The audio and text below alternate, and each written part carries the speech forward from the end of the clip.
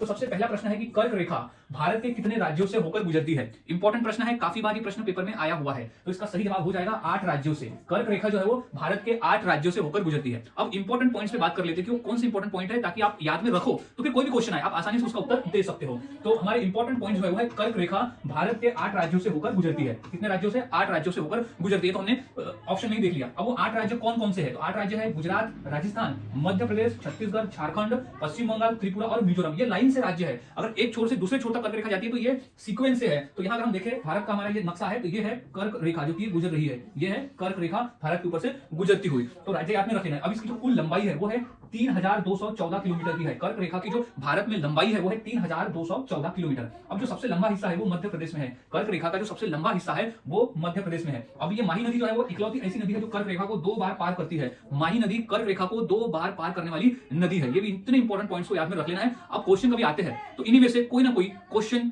के ऊपर आंसर मिल जाएगा।